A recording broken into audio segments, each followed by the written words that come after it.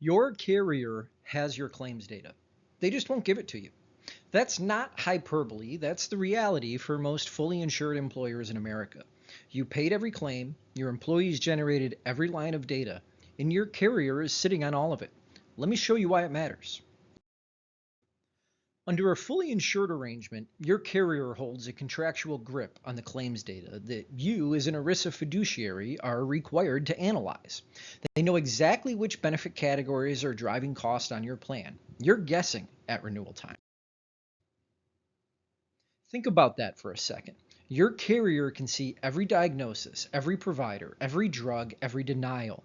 They know which employees are driving cost. They know which drugs are spiking. They know which providers are overcharging.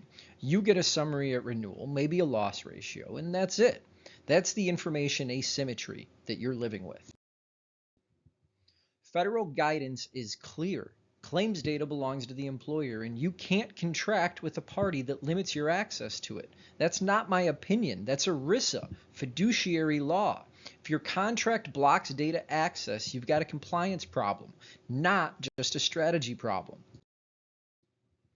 Here's what makes it worse. Dr. Eric Bricker documented that some carriers refuse to provide claims data even to their large national employers. Meanwhile, smaller, self-funded clients of the same carrier get their data without an issue.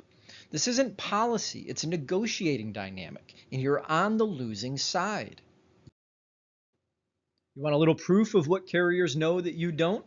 California now requires insurers to report claims data. In 2023, insurers denied an average of 21% of in-network claims, 1 in 5. Without that state-mandated reporting, that number stays invisible to employers. Look at the spectrum. Fully insured with no data clause, you see a renewal summary. That's it. California's mandated reporting, it surfaced the 21% denial rate. Self-funded with data access, you're going to get line-level claims, denial rates, cost drivers by diagnosis, provider, and drug. It's a night and day difference. But self-funding doesn't just change your cost structure, it changes legal ownership. Under a self-insured arrangement, you own your plan's pricing and claims data. That distinction matters when it comes to renewal. It matters in litigation, and it matters when you're trying to build a benefit strategy that actually reflects your workforce. When you own the data, you can identify your top cost drivers by diagnosis, provider, and drug. You can benchmark utilization against comparable groups. You can evaluate whether direct primary care or reference-based pricing would move the needle. And you can build an audit trail that demonstrates prudent fiduciary decision-making.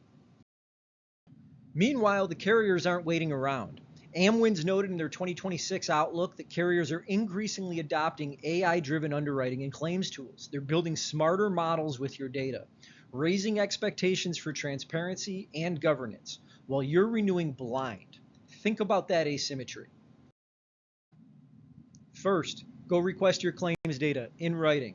Some carriers will comply, especially for groups above 100 lives. If they refuse, document it. That refusal has meaning under federal guidance. Next, ask your broker whether your current contract includes any data access provisions. If it doesn't, that's a gap to fix at your next renewal. Don't let it slide another year. Next, you can model what self-funding would look like for your group. The data ownership piece alone is a fiduciary argument, not just a cost argument. You can't separate the two completely. You can't manage what you can't see, and right now your carrier can see everything. For more like this, visit benefitsblake.com.